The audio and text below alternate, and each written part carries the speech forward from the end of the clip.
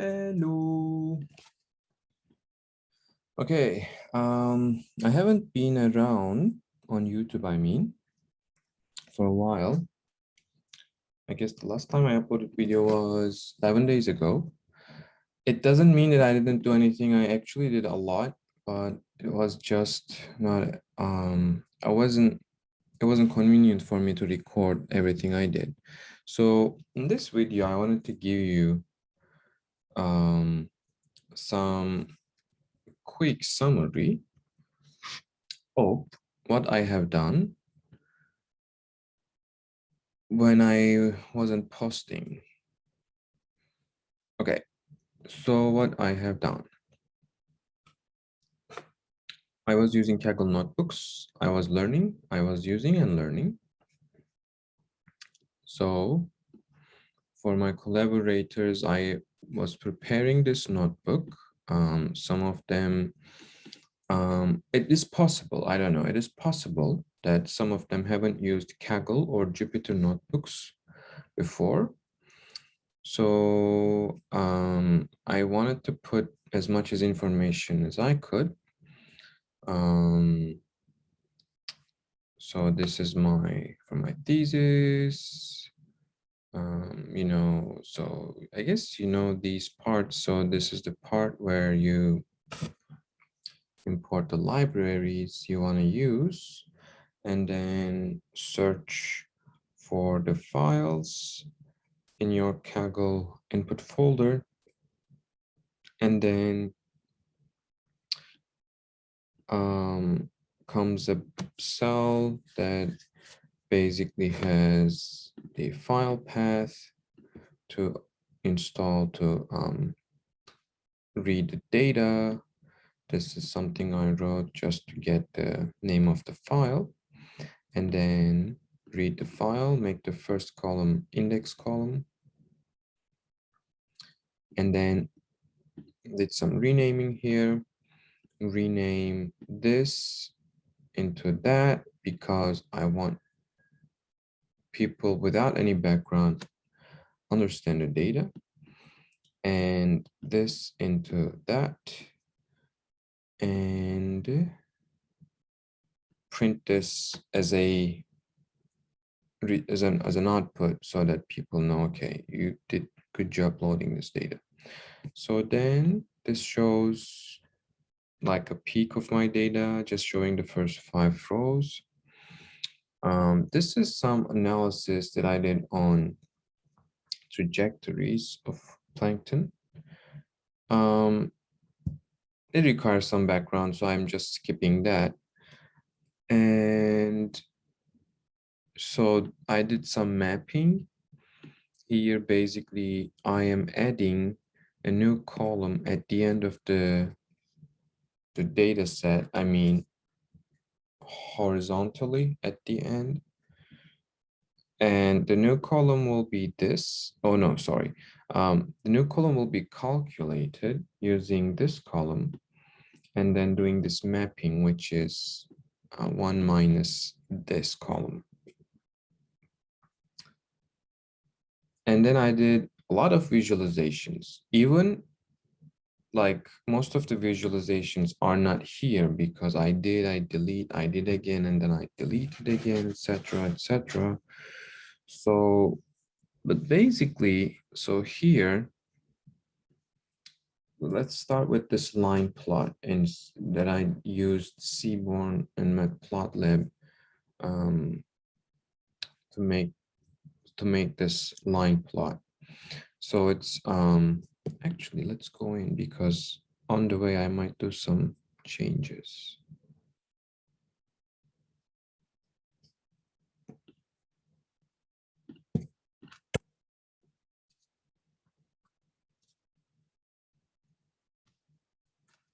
And yes, from here, you can change your color scheme to dark.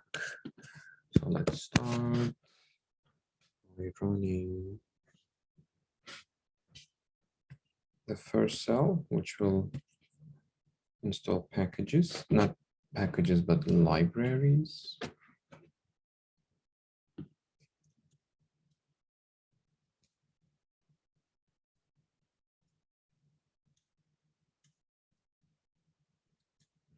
Okay, let's go.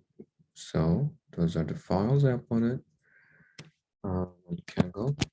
Those are private data sets for now, sorry. Yeah, we uploaded the self-overlap values. And then this is my data, if you want to see it. Good. So calculate self-overlap and add it to the data set, data frame. Okay, so what happened here is I spent most of my time figuring out how can I effectively filter data. So one, how can I effectively filter data from an existing data set for my plots? Two, how can I calculate new data from an existing data set for my plots? And most of my time spent on that.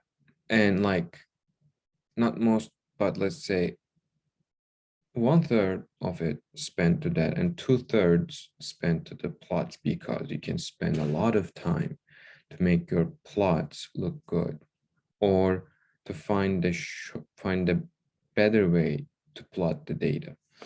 So what happened here first, I just so this is basically what I'm doing now. I filter data from a column. So this basically means this here. In data frame, go to the case column and look for columns or cells with this value. If it is true, put true. If it is not, put false. So this will give you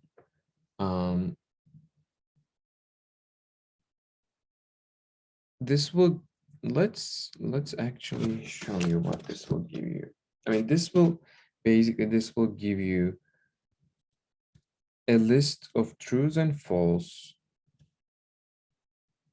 And then if you implement that, if you give that as an input to the original data set, it will just give you it will give you a new data set with only those rows filtered in your new data set. Okay, so here is a shortcut for you. Column and what's this? Yeah, so command on my Mac, it's command and then / comment out all the lines selected. I know when you do this, and then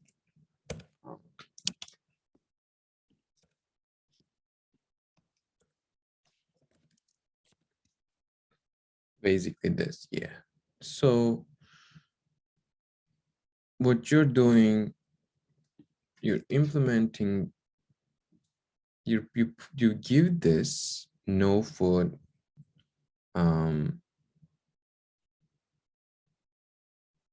so I guess this is a data frame. This is the first column, this is the second column. So you give this data frame as an input and you use these just for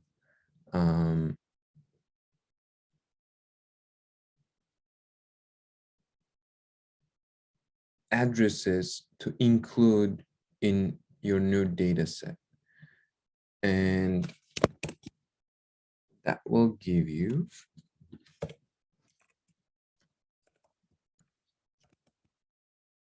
this. So look, it is all no food. This is basically the filtering now I'm doing, but I put this to the next level. It is next level.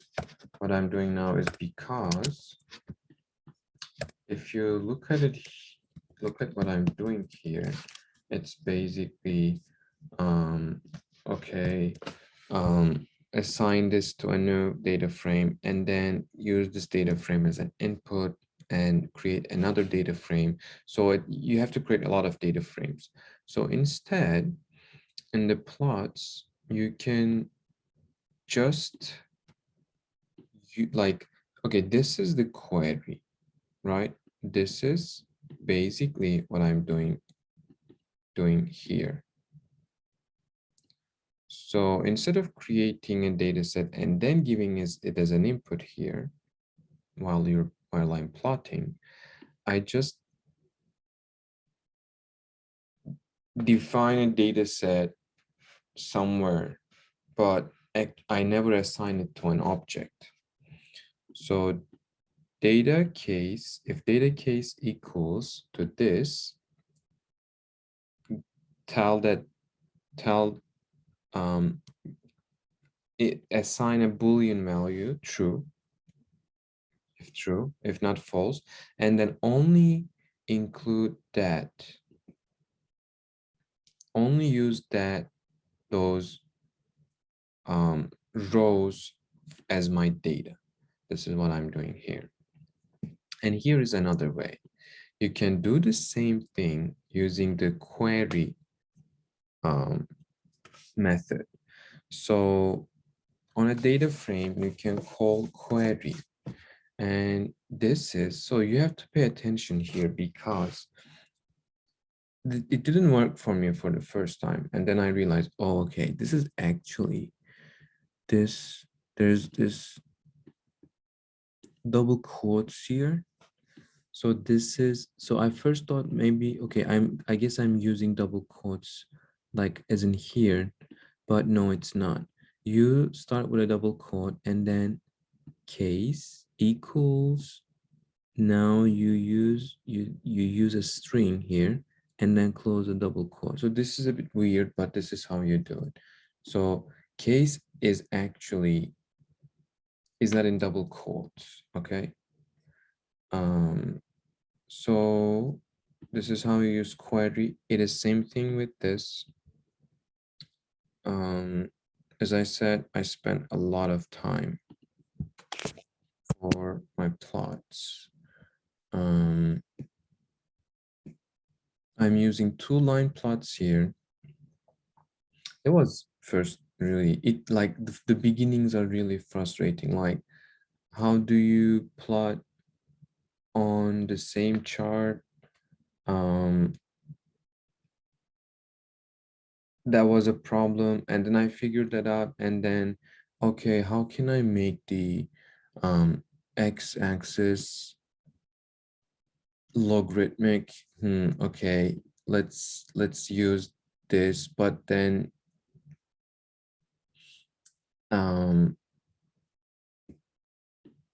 maybe I should just name this G, and then instead of putting this here, use G dot set, and then you figure out, oh, you can actually put it here at the end of, like, you can use it after the line plot.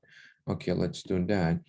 And then I first used it for both of my plots, and then I realized it actually leads to an incorrect plotting because it plots this as logarithmic, as x-axis being logarithmic, and then it plots this again, x-axis being logarithmic. So you do double logarithmic, you do double logarithms for the first data, which ends up being looking really weird. So you should do this only once for your in the last, plotting.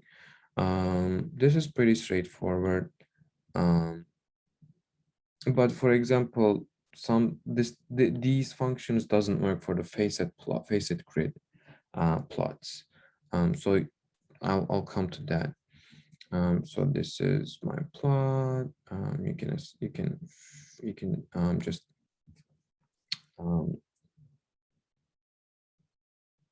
change the size of your plot using plot plt.figure. And then I created this facet grid plot, which you first define what columns or rows will be, and then you do a mapping, which is a line plot for both, and then it separates what will go into which chart for you. Like for example, for this one, I had to assign this to an object G and then do everything as G dot. So like things worked for PLT, matplotlib, plots didn't work for C, like for the facet grid plots. Like PLT legend didn't work, so I had to find G dot add legend. Or PLT figure didn't work, so I had to do G dot fig dot set size inches. I spent like solid 1 hour to find how can I change colors, because if you don't do this, like look at here, you can like get what are these, but like if you don't, if you just use a default color palette, it uses a sequential color palette, and it's basically not very different. We have to, what did I do?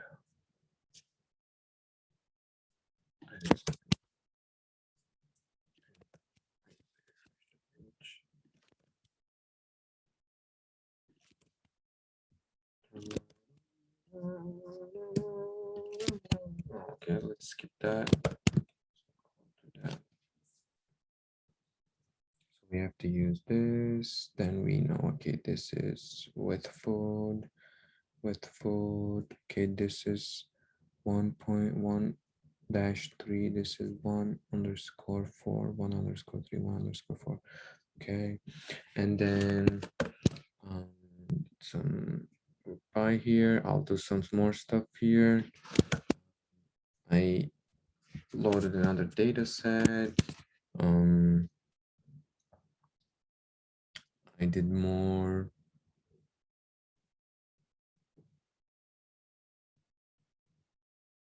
Like I did the same thing here, and then I realized I actually don't have to do that. So we can, are we using these? I think I'm using it here. Let's keep them for now. I did some histogram plots, more histogram plots, and then more histogram plots, and then more histogram plots. This is, I moved some data from another data set. Actually, I had to do this again. So I moved these columns to the first data set. I did some filtering again. I had to categorize data and then plot more data, rising, more plotting, and more plotting.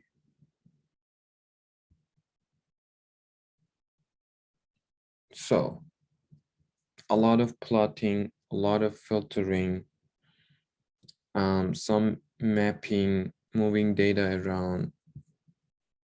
You see, like I did a lot, but hopefully I'll continue recording my sessions. And you'll see me more around. But until tomorrow, I guess I see you tomorrow, let's say.